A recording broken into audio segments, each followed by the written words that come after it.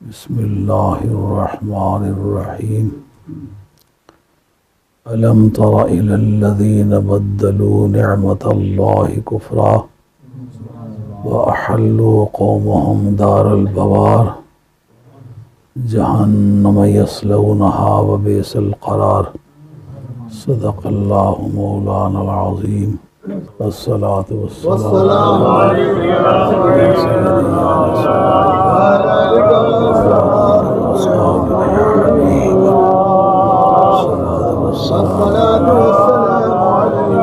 सय्यदी या रसूलल्लाह सलातु वस्सलामु अलैका या सय्यदी या रसूलल्लाह। तो आज की इस नशस्त में ये बात करते हुए तकरार महसूस करता हूँ कि मैंने कोई 5 तकरीरें गालिबन लगातार यजीद के बारे में की हैं। जो यजीद को रज़ियल्लाहु ताला अन्हु कहा गया है, तो उस बारे में इंतहाई सदमा हुआ कि एक आदमी जो आलमी सतह पर अपने आप को दानिश्वर समझता है, जब हकीकत तलाश की गई तो इस इल्म से उसका कोई मस ही नहीं है। वो आदमी मेडिकल का डॉक्टर है, वो आदमी इल्म दीन के साथ कोई ताल्लुक नहीं रखता, ना उसको कोई अरबी इबारत आती है, ना अरबी की कोई किताब पढ़ा हुआ है। क्योंकि आसमान से जो दीन हमारा आया है वो अरबी में आया है, और उसकी एक लीगल वजह है। वो क्या है? जिस वक्त हुकूमत किसी शख्स की होती है तो जिसकी हुकूमत हो जुबान उसकी होती है। मसलन मुगल जिस वक्त आए हिंदुस्तान में तो उनकी पर्शियन लैंग्वेज उनकी जुबान थी, पर्शियन उनकी जुबान थी। बावजूद इसके कि मकामी तौर पर हिंदी बोलने वाले, सिंधी बोलने वाले, सागरी बोलने वाले, पूर्वी बोलने वाले, तमिल बोलने वाले, पश्चिमी बोलने वाले, पश्तो बोलने वाले, पंजाबी बोलने वाले, मुख्तलिफ जुबानें बोलने वाले, लेकिन सरकारी जुबान क्या थी? जो हाकिम की जुबान थी, उसकी जुबान पर्शियन थी, लिहाजा जो ऑफिशियल लैंग्वेज थी वो पर्शियन थी। हमारे मुल्क में अंग्रेज गया, बावजूद इसके कि अंग्रेजी जानने वाला कोई बंदा वहां था नहीं, लेकिन इन्होंने क्या किया? इन्होंने चंद पपेट तैयार किए, उनको अंग्रेजी सिखाई और उनको इस रास्ते पर लगा लिया। उनकी मुलाफरी बन गई, मुल्क के अंदर अंग्रेजी जुबान राइज हो गई। पूरी दफ्तरी जुबान जो थी ना, हत्ता कि एप्लीकेशन भी दे दी, जनाब इसका अंग्रेजी ट्रांसलेशन करो, अला हाजिर किया। क्यों ये जुबान नाफिज हुई? हाकिम की जुबान जो थी वो अंग्रेजी थी। जिस वक्त रोमन इधर आए, इस मुल्क में अंग्रेजी बोलने वाले थे, इस मुल्क में जो है रोमन लैंग्वेज जो अदालती जुबान थी, प्रेस की जुबान थी, वो रोमन बनाई गई। क्यों? हाकिम की जुबान रोमन थी। अब नबी करीम अलैहिस्सलातु वस्सलाम के ऊपर नाजिल होने वाला कुरान अरबी में क्यों आया? कहा लौह महफूज की जुबान अरबी है। लौह महफूज की जुबान अरबी क्यों है? हाकिम कायनात की जुबान अरबी है। कब्र में जो सवालात होंगे वो कौन सी जुबान में होंगे? अरबी में होंगे। बंदा गया अंग्रेजी बोलते बोलते, कब्र में उस पर अरबी में सवालात होने लगे, ये शऊर उसको अल्लाह देगा। लेकिन इस जुबान की पाबंदी क्यों होगी? का बरज़क का बादशाह भी कायनात में, मदीने का शहंशाह है। किरामन कातिबीन इन्ना अलैकुम लहाफिज़ीन किरामन कातिबीन यअलमून मा तफ़अलून। किरामन कातिबीन जो लिखते हैं, रिकॉर्ड करते हैं, वो सारा रिकॉर्ड जो उनका मेंटेन किया हुआ है वो सारा अरबी में है। क्यों? लोग बोलते हैं पंजाबी, फारसी, उर्दू, तो वो रिकॉर्ड अरबी में क्यों करते हैं? कहा दरअसल जिसकी बारगाह में पेश होना है ना, उसकी जुबान अरबी है। कायनात का फरमा रवा परवरदिगार ने मदीने वाला शहंशाह बनाया है, इसलिए अरबी जुबान है। किरामन कातिबीन की जुबान अरबी। हत्ता कि सुफियान सौरी ने एक रवायत नकल की है कि लम यंजिल वहयुन, वो जो हमारा मुनाजरा हुआ था मुफ्ती साहब से, याद है? इसी पर हुआ था। 4 घंटे तोला पानी पिया, धड़ी पेशाब करे, आखिर लिख के दिया शाह साहब का मतलब हक है। याद आ रही है? ये उस मुनाजरे मौके में मौजूद थे। 70 उलमा दानश्वर जो थे वो मौके पर मौजूद थे। मेरी उनकी गुफ्तगू हुई थी। मैं बतेरा भागा कि हमारे अकीदे के आदमी हैं, इनसे कोई मुनाकिशाना गुफ्तगू नहीं होनी चाहिए, लेकिन उन्होंने इस बात को मेरी कमजोरी से ख्याल किया। जब आ गए ना तो फिर वो कहते हैं जी आपको मुनाजरा हर हालत में करना पड़ेगा। मैंने कहा कब? उनका 2 हफ्ते 3 हफ्ते रख ले। मैंने कहा कल। उन्होंने कहा कल तो मोहलत नहीं है।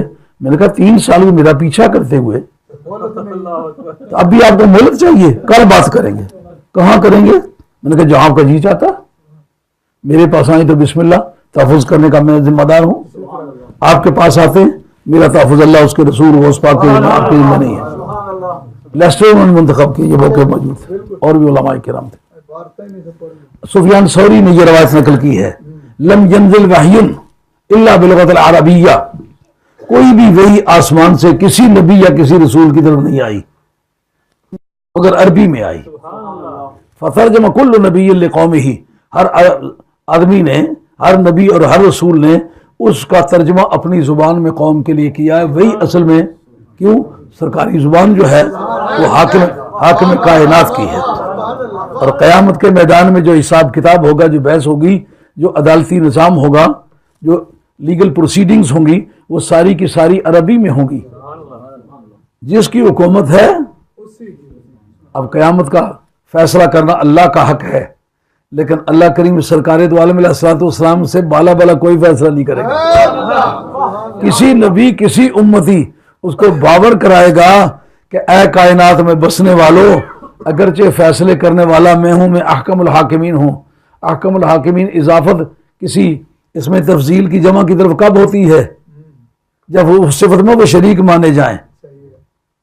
कहते हैं कि ये आदमी सबसे ज्यादा हसीन है, अगर हुस्न में शरीक उनको ना मानो तो सबसे ज्यादा हसीन का लफ्ज इस्तेमाल नहीं होता है। सबसे ज्यादा आलिम है, जब तक इल्म में उनको शरीक तस्लीम न किया जाए उस वक्त तक इजाफत ममनू है। आई बात समझ में? तो अल्लाह ताला का अहकमुल हाकिमीन होना ये एक अमर बरहक है। सबसे ज्यादा बड़ा हाकिम अल्लाह है, लेकिन अगर कोई और हाकिम हो ही नहीं तो फिर अहकमुल हाकिमीन तो नहीं होगा ना। इसका मतलब यह सारी कायनात के दानिशवरों की गर्दनें सरकार की बारगाह में झुकेंगी और वो अरबी जुबान बोली जाएगी। इस वजह से आप ये समझने में हक बजानिब होंगे कि आसमान से जो दीन आया है वो अरबी में आया है। आप अरबी को बीच में से निकाल के अगर दीन समझना चाहें तो यकीनन गुमराह होंगे। और उसमें यह एक बड़ी मुश्किल है कि अरबी जानने से मसला हल नहीं होता। कैसे? नबी पाक की आले बैत, नबी पाक के सहाबा, उनसे पूछना पड़ेगा कि उस कॉन्टेक्स्ट क्या चल रहा था। उस अंदाज का तर्जुमा शामिल करना होगा। जैसा कि मैं कहता तो मैं कल लाहौर जाऊंगा, इसको मैं एक अंदाज से जिक्र करता हूं, मैं कल लाहौर जाऊंगा, इस जुमले का माना और है। मैं कल लाहौर जाऊंगा, इस जुमले का माना और है। मैं कल लाहौर जाऊंगा, इसका माना और है।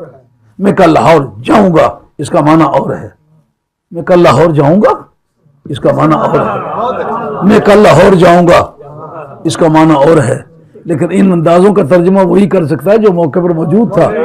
यही वजह है कि जिन्होंने आले बैत और सहाबा को बीच में से निकाल के ना अरबी की कुव्वत से दीन को समझना चाहा, उन्होंने बड़ी गुमराही फैलाई है। इसलिए यह जरूरी होगा कि यजीद के बारे में आले इल्म जो अरबी ज़ुबान के जानने वाले हैं, जिनको आलम इस्लाम ने अपना मजहबी पेशवा तस्लीम किया है और उनकी राय पूरी उम्मत की राय के बराबर समझी जाती है, उनसे पूछेंगे कि आप मैदान में आएँ और ये इस बारे में फ़ैसला करें। तो अगरचे बाज़ चीज़ों का तकरार लाजिम आएगा, क्योंकि वो तो आपके पास रिकॉर्डेड हैं, लेकिन ये लोग तो उसमें शरीक नहीं हैं, इनको बात समझाने की ज़रूरत होगी। उसमें बड़ी पहली और बुनियादी बात यह है कि यजीद के बारे में एक कन्फ्यूजन है। बुखारी की एक हदीस है, बुखारी शरीफ के अंदर है, अव्वल जैशिम मिन उम्मती यग़ज़ून मदीनत कैसर मग़फ़ूरुन लहुम, सबसे पहला लश्कर जो कैसर के शहर पर हमला करेगा वो बख्शा हुआ है। इसको आप एक मेजर प्रेमिस मान लें, कुबरा मान लें, यानी फैसला करने वाला कायदा। जैसे ज्योमेट्री के आप मसले याद करते हैं ना, तो बाद में जो शक्ल आए तो फिर आप उस मसले पर उसका कायदा वारिद करके तो फिर शक्ल का रकबा निकाल लेते हैं। इसी तरीके से और उस चीज़ को मेजर प्रेमिस कहेंगे जो किसी कानून के बारे में फैसला करने का हक रखता है। और दूसरी बात क्या है कि यजीद कस्तंतुनिया की जंग में शरीक हुआ है, बल्कि सालारे लश्कर था। तो चूंकि वही शहर है जो सुल्तनत रोमा के बादशाह का कैसर का शहर है, कैसर के शहर पर हमला करने वाला यजीद है। और सरकार ने फरमाया जितनी वो फौज है जो पहली मर्तबा यजीद के कैसर के शहर पर हमला करेगी वो सारी बख्शी हुई है। समझ आ रही है बात, कि नहीं आ रही? एक मर्तबा अच्छी तरह से कहेंगे कि बात समझ आ रही, कोई जज्बाती किस्म की तकरीर नहीं। ये ऐसा है कि आप एक आर्बिट्रेशन काउंसिल हैं, आप एक सालसी काउंसिल हैं। मैं आपके सामने दोनों धड़ों के दलाइल रखता हूं और फिर मैं आपको दावत फिक्र देता हूं। आप जहां कहीं दिल चाहता है उनको ले जाए, कि इससे ज्यादा दलाइल हैं, इंशाल्लाह उससे ज्यादा दलाइल नहीं होंगे उसके अंदर। तो फिर आप खुद फैसला कर लें कि इससे मुराद क्या है। आज की कोई शेर शूर भी नहीं पढ़ना चाहता, कोई लय और सुर से भी कोई बात नहीं करना चाहता। जिस तरह एक मुकदमा लड़ा जाता है और दोनों धड़ों के बयान होते हैं, उनकी स्टेटमेंट होती हैं, उनको एक अदालत जज करती है कि इसकी स्टेटमेंट कितनी जान है, इसके स्टेटमेंट में कितनी जान है, इनको कंपैरेटिवली मुताला किया जाए, सच्चाई किस तरफ है। इस तरह की आज की ये मजलिस है आपकी खिदमत में, मैंने ये हदीस रखी है। तो इसका जो एक कजिया है जिसको मैं कुबरा कहता हूँ, वो आज किस्म हदीस है। क्या? अव्वल जैशिम मिन उम्मती यगज़ून मदीनत कैसरा मग़फ़ूरुन लहुम, सबसे पहला लश्कर मेरी उम्मत का जो कैसर के शहर पर हमला करेगा वो बख्शा हुआ है। ये हुआ मेजर प्रेमिस, ये हुआ कुबरा जिसके लिए से आप फैसला करेंगे।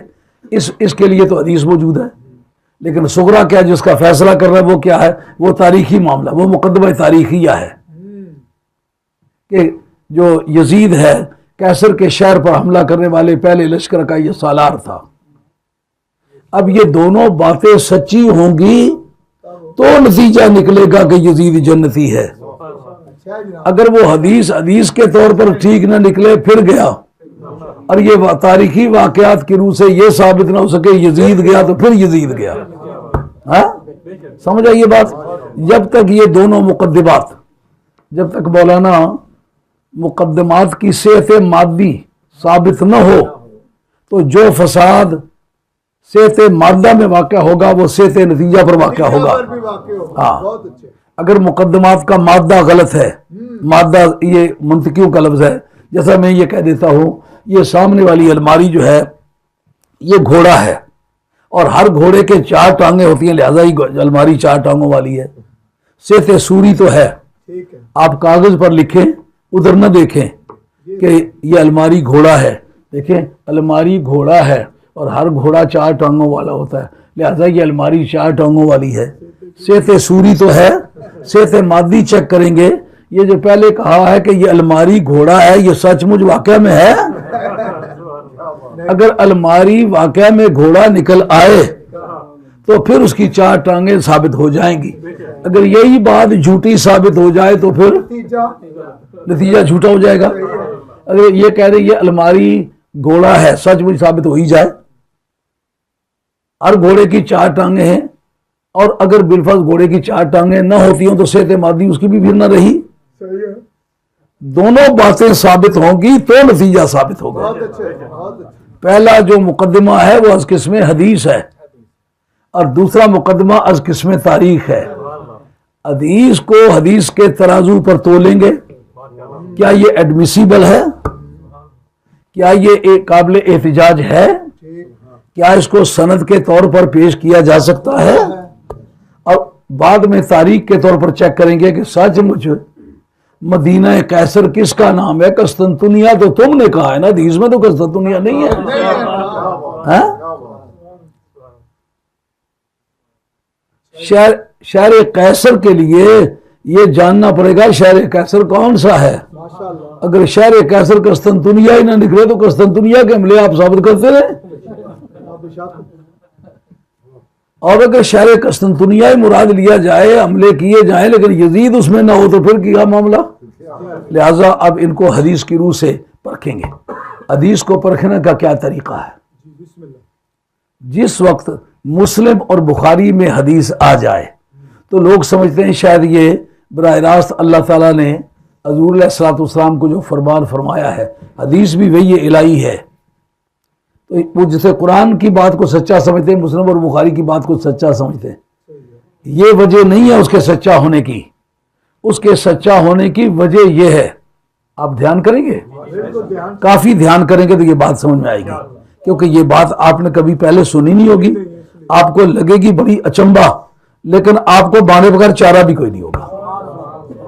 बुखारी या मुस्लिम की हदीस के सच्चा होने की ये वजह नहीं है कि वो मुस्लिम और बुखारी ने रवायत की है, उसके सच्चा होने की वजह यह है कि मुस्लिम और बुखारी से पहले जो हदीसों की किताबें हैं उन सब किताबों में वो जिक्र हुई हैं।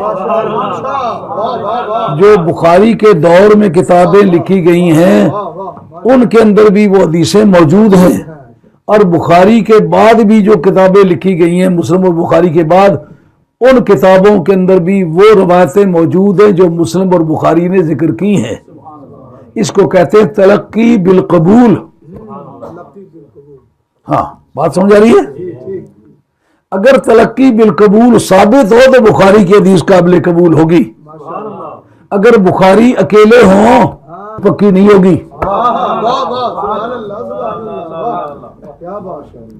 इसके अंदर मैं आपके सामने एक एक्सकल्पेटरी एविडेंस, मुखालिफ धड़े की शहादत, आपको पता है इब्न तैमिया हमारे मजहब का आदमी नहीं है, जिसको आला हजरत फाजिल बरेलवी रहमतुल्लाह कहते हैं इमाम उल वहाबिया, और इमाम हजरत मक्की रहमतुल्लाह अलैह, हरमैन शरीफैन के लोग जो हैं मौजूदा हुकूमत, ये इब्न तैमिया की पैरवी करते हैं, कहलाते अपने आप को हम्बली हैं लेकिन पैरवी इसकी करते हैं। यारे दारा बूदनो हो बे सिकंदर दाश्तर, कोई जहानत इसको कबूल नहीं करेगी। एक बड़ा गैरत वाला मियाँ हो, उसकी बीवी ने कानों में बुंदे पहने हुए हों, पूछा जाए ये बुंदे कहाँ से लाई, उन्होंने कहा हमारे मोहल्ले में एक बड़ा शरीफ आदमी रहता है, वो गाँव मुझे बुंदे ला के देता है। तो उसकी शराफत की वजह से इनको लेजिटिमेट तस्लीम किया जाएगा, ये समझा जाएगा ये बुंदे दुरुस्त हैं। यार मुकल्लिद हो इमाम अहमद इब्न हंबल का और पैरवी करे इब्न तैमिया की, तो ये वो पड़ोसी के बुंदे हैं।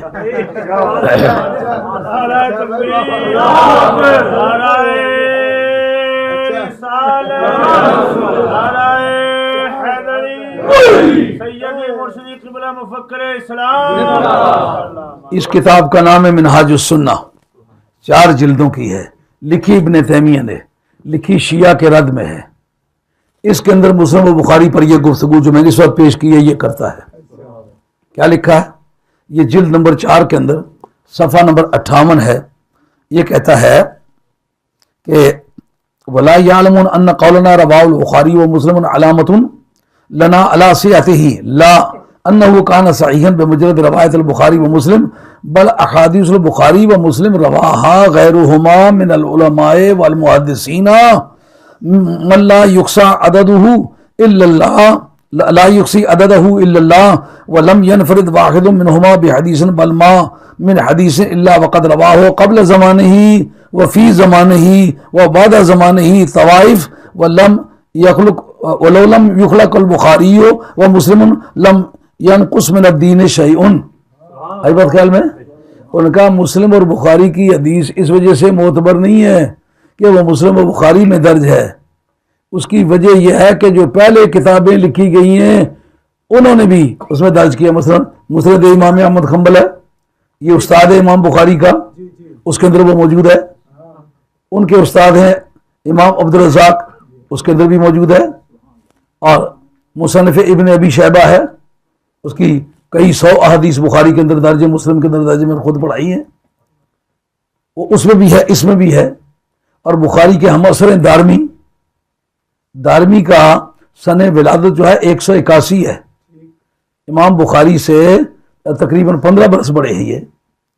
194 में इमाम बुखारी की विलादत हुई और 181 में, अवल के 13 बरस, 181 में इमाम दारमी पैदा हुए हैं और 256 में विसाल हुआ है इमाम बुखारी का और 255 में इंतकाल हुआ है दारमी का।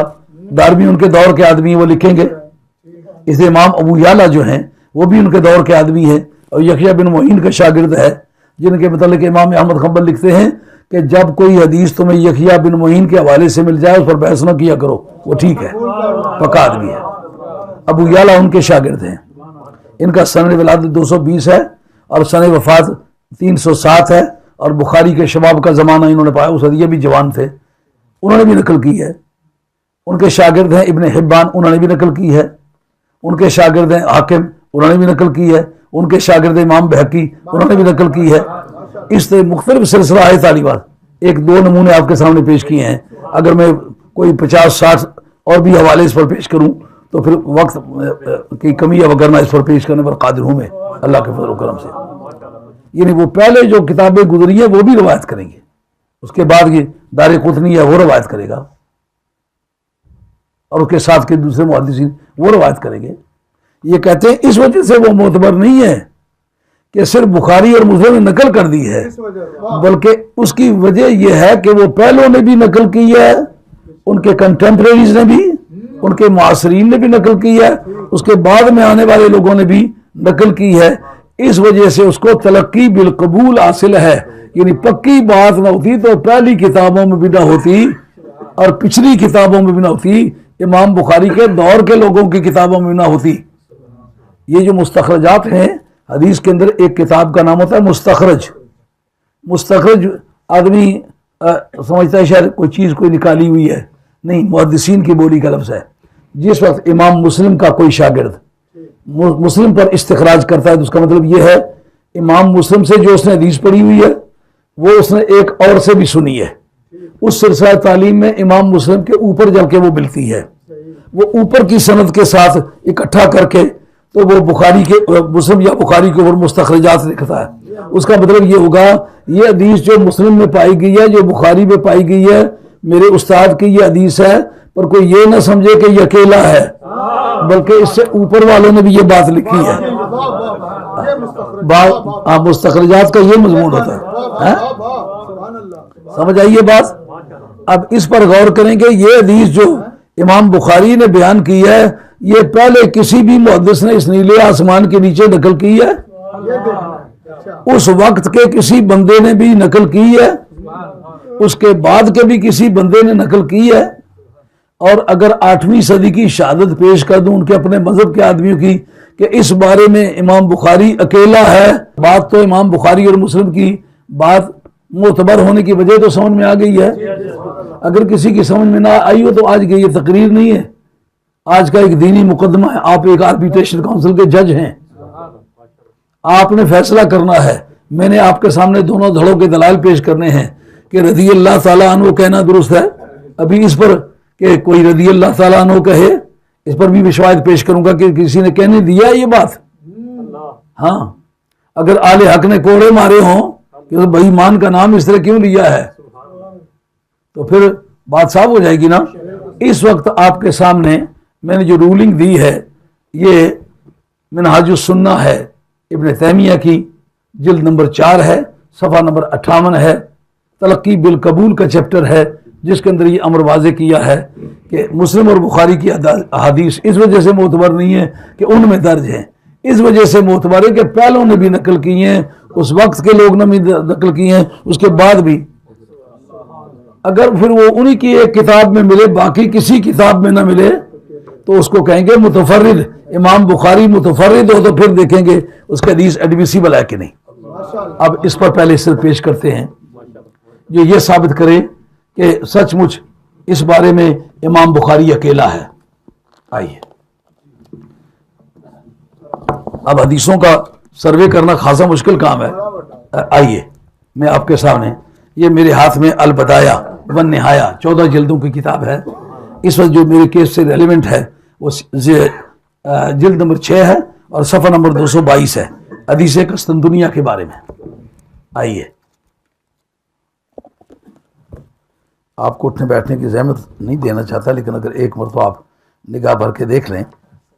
यहाँ अन खालिद बिन मादान अन उमैर बिन असवद अनसी हदसु अन्नहु अता उबादा बिन सामित व हुवा नाज़िरुन इला साइल हिम्स व हुवा फी बिनाइन लहु व माअहु उम्मु हराम व क़ाला उमैर फहदसतना उम्मु हराम अन्नहा समिअत रसूलुल्लाह सल्लल्लाहु अलैहि वसल्लम यक़ूल अव्वल जैश मिन उम्मती यग़ज़ून अल-बहर क़द औजबू क़ालत उम्मु हराम फ़क़ुल्तु या रसूलल्लाह अना फ़ीहिम क़ाला अंत फ़ीहिम क़ालत सुम्मा क़ाला नबी सल्लल्लाहु अलैहि वसल्लम अव्वल जैश मिन उम्मती यग़ज़ून मदीनत कैसर मग़फ़ूरुन लहुम क़ुल्तु अना फ़ीहिम या रसूलल्लाह क़ाला ला तफ़र्रद बिहिल बुखारियो दूना अस्हाबिल कुतुब सित्तते। समझ आ गई? समझ आ गई है? माशाअल्लाह। इस जगह जो उन्होंने कहा है ना कि अव्वल जैश मिन उम्मती यग़ज़ून मदीनत कैसर मग़फ़ूरुन लहुम, ये हदीस मुतअद्दिद मुहद्दिसीन ने जिक्र किया, अब मैं बयान करता हूँ वो, लेकिन उन्होंने ये टुकड़ा बिल्कुल नहीं बयान किया।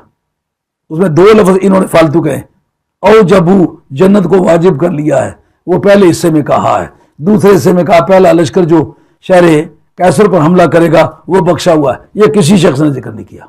अभी मैं आपके सामने रिकॉर्ड पेश करता हूँ, ये बात तो समझ में आ गई है ना। ये इमादुद्दीन इब्न कसीर है, इसको हदीस पर भी बड़ा अबूर है।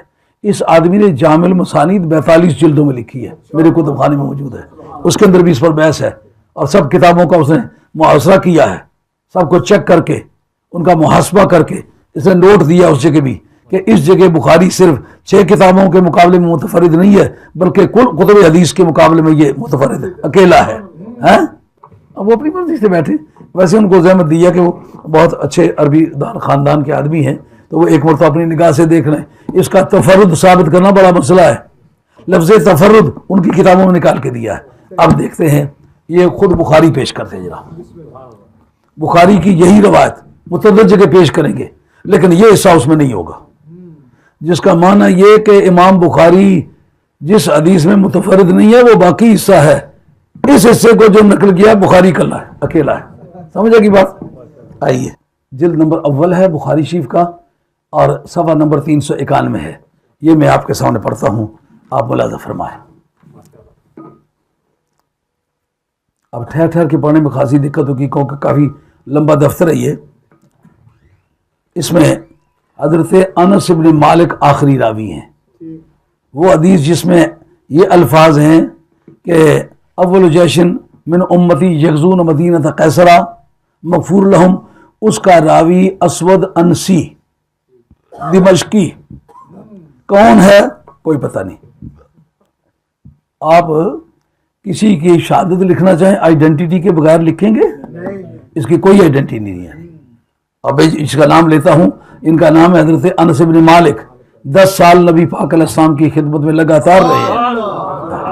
कहते हैं अनस इब्न मालिक अन्नहु समिअहु कान रसूलुल्लाह सल्लल्लाहु अलैहि वसल्लम यदखुलु अला उम्म हराम बिन्त मिल्हान फतुतहिमु व कानत उम्मु हराम तहत उबादा बिन सामित फदखल अलैहा रसूलुल्लाह सल्लल्लाहु अलैहि वसल्लम फअतअमतहु वजअलत तफलीज रासहु फनाम रसूलुल्लाह सल्लल्लाहु अलैहि वसल्लम इस्तयक़ज़ वहुव यदहक वक़ालत क़ाल फ़क़ुल्तु मा युज़िकुका या रसूलल्लाह क़ाल नासु मिन उम्मती उरज़ु अलैया गुज़ातुन फ़ी सबीलिल्लाह यरकुबूना सबजा हज़ल बहर मुलूकन अलल असिरति और मिस्ल मुलूक अलल असिरति शक्का इसहाक़ क़ालत फ़क़ुल्तु या रसूलल्लाह उदुल्लाह अन यजअलनी मिनहुम फ़दअा रसूलुल्लाह सल्लल्लाहु अलैहि वसल्लम सुम्मा वज़अ रअसहु सुम्मा इस्तयक़ज़ वहुव यदहक फ़क़ुल्तु मा युज़िकुका या रसूलल्लाह सल्लल्लाहु अलैहि वसल्लम क़ाल नासु मिन उम्मती उरज़ु अलैया गुज़ातुन फ़ी सबीलिल्लाह कमा क़ाल फ़िल ऊला क़ालत फ़क़ुल्तु या रसूलल्लाह उदुल्लाह अन यजअलनी मिनहुम क़ाल अंत मिनल अव्वलीन फ़रकिबत अल-बहरा फ़ी ज़मानि मुआविया बिन सुफ़यान रज़ियल्लाहु अन्हुमा फ़सुरिअत अन दाब्बतिहा हीना ख़रजत मिनल बहरि फ़हलकत।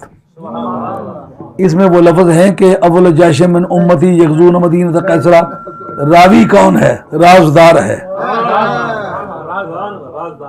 इसका मामूल क्या है? हज़रत अनस रज़ियल्लाहु अन्हु कहते हैं सर मैं छोटा था, 14 बरस उम्र थी, उस वक्त पर्दे का हुक्म नहीं था। अंदर सरकार जाते तो सरकार के साथ में अंदर जाता, जब सरकार बाहर जाते तो सरकार के साथ बाहर आ जाता, लगातार सरकार के साथ रहता। जिस दिन पर्दे वाली आयत आई है 5वें साले हिजरत में सूरह अहज़ाब के अंदर, तो उस वक्त सरकार ने रास्ते में जाते जाते मेरे सीने पे हाथ रख लिया, कहा यहाँ से वापस हो जाओ, अब आके नहीं जा सकते क्योंकि पर्दे वाली आयत अभी अभी आ रही है। कहते उस तारीख से पहले लगातार सरकार के घर भी जाता रहा, उसके बाद फिर सरकार के दरवाजे पर पहरेदार रहा, अब बड़े कैफ से जिंदगी गुजारी। अब इसका तो वेर अबाउट पता है ना, मालिक का बेटा है, माँ उम्मे सुलैम है, ये जिससे रवायत करता है उम्मे हराम बिन्त मिल्हान सगी खाला है। सगी खाला के का महरम होने की वजह से करीब जाने का, बात करने का, तना बैठने का चांस है। सरकारी तो से बराह रास्त भी इन्होंने ये हदीस रवायत की है। कहते हैं नबी करीम अलैहिस्सलाम गाए गाए कबा शरीफ जाते वक्त रास्ते में हजरत उम्मे हराम बिनते मिल्हान का घर पड़ता था, वहाँ तशरीफ रखा करते थे, वो खाना खिलाया करती थी, वहाँ सरकार थोड़ी देर सो जाया करते थे।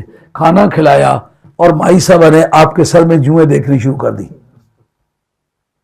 यार इतना कुर्ब क्यों?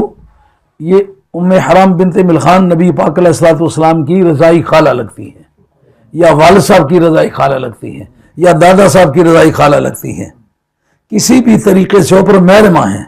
इस वजह